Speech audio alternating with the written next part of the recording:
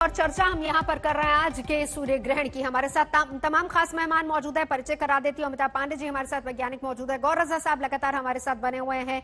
वैज्ञानिक पक्ष को यहाँ पर हम रखेंगे, लेकिन साथ ही साथ ज्योतिष पक्ष को भी यहाँ पर रखा जाएगा। हमारे साथ सर्वानंद सरस्वती जी मौजूद हैं और साथ ही साथ अजय भामी जी हमारे साथ जुड़ चुके हैं। तो हम बात कर रहे हैं सूर्य ग्रहण के महासंयोग की। शनि जयंती, वट सावित्री व्रत, ज्येष्ठ मास अमावस्या और सूर्य ग्रहण। सिर्फ 15 दिन बीते हैं जब चंद्र ग्रहण लगा था और अब करीब 10 मिनट बाद सूर्य ग्रहण लगने वाला है।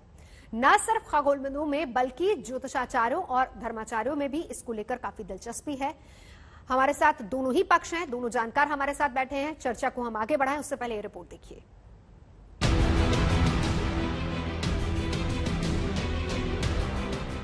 ये 26 मई की तस्वीर है जब यास तूफान ने पश्चिम बंगाल और उड़ीसा के तटीय इलाकों में भारी तबाही मचाई थी। 26 मई का जिक्र इसलिए क्योंकि उसी दिन साल का चंद्र ग्रहण लगा था। अब कल की तस्वीर देखिए। मुंबई में मानसून ने एंट्री ली और शहर पानी पानी हो गया।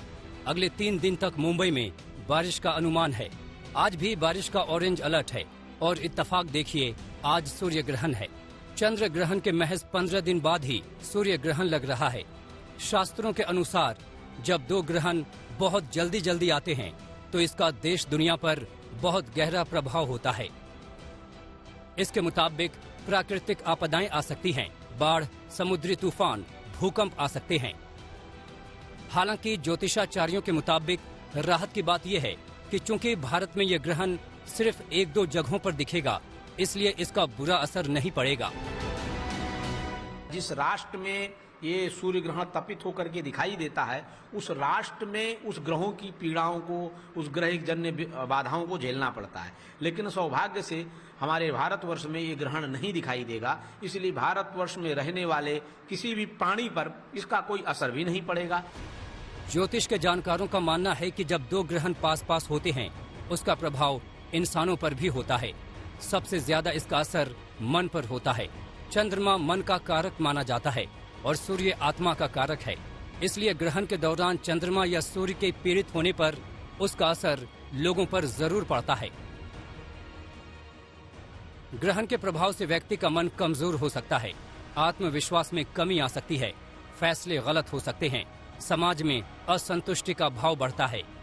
बृहस्पतिवार के दिन सूर्य की तारीख 10 तारीख के साथ में और शनि की जयंती पर ग्रहण पड़ने के कारण से ये बुद्धि का ह्रास करने वाला है। साथ ही साथ में प्रतिष्ठा के लिए व्यक्ति अंध मार्ग चुनेगा, वो कोई भी भीषण कदम उठाएगा।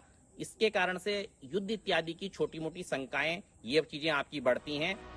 ये तो ज्योतिषियों की बातें हैं, लेकिन ग्रह नक्षत्रों पर वैज्ञानिक नजर रखने वालों के लिए ये महज खगोलीय घटना है। आज तक ब्यूरो। तो एक बड़ी खगोलीय घटना जिस पर चर्चा कर रहे 2 वैज्ञानिक, 2 ज्योतिषाचार्य हमारे साथ हैं। अजय भामी जी, मैं आपको इंक्लूड करना चाहूंगी। क्या कोई इस तरह का लिंक बना है अभी तक, क्योंकि आप काफी समय से ज्योतिषी कर रहे हैं, लेकिन क्या कोई लिंक समझ में आता है कि एक तरफ ग्रहण लगे और फिर उसके साथ आपदा का कोई भी लिंक हो? देखिए, जहां तक ग्रहण और आपदा का लिंक है वो तो एस्टेब्लिश्ड है। जैसे पूर्णिमा होती है, ग्रहण चाहे ना हो, उस दिन समुद्र में बहुत तरह के ज्वार भाटा आते हैं और दिन ऐसा नहीं होता। तो हम ऐसा नहीं कह सकते, कहने को तो कहने वाले कुछ भी कह सकते हैं, इतना दूर है, कनेक्शन है उसका।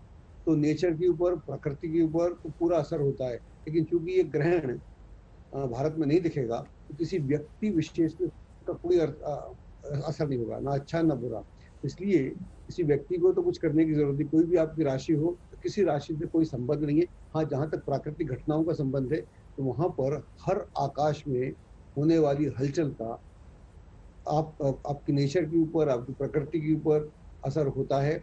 और जाहिर है इन दिनों में एक तो बरसात का सीजन है, बरसात तो होना चाहिए।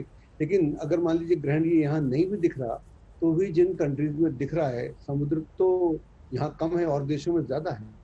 और जितने भी ये तूफान आ रहे हैं, ये समुद्र से आ रहे हैं, तो उनका असर है। चंद्रमा होगा, चंद्र ग्रहण था जब, उस समय उनने ऐसा घोषणा की हुई थी। इस समय यहाँ पर प्राकृतिक आपदा आ सकती है, तो आती है। तो ये बरसात का सीजन भी बॉम्बे में अक्सर पहली बरसात ऐसी खतरनाक ही होती है। लेकिन नेचर पे, प्रकृति पे इसका पूरा असर है, व्यक्तियों पे इसका कोई असर नहीं है। अगर हम शास्त्र की बात करें तो कोई सूतक भी नहीं है सूतक नहीं है तो किसी मंदिर के कपाट बंद नहीं है, और ये डूबता हुआ है, ये नागालैंड में दिखेगा अस्त होता हुआ और कश्मीर की पहाड़ियों में दिखेगा।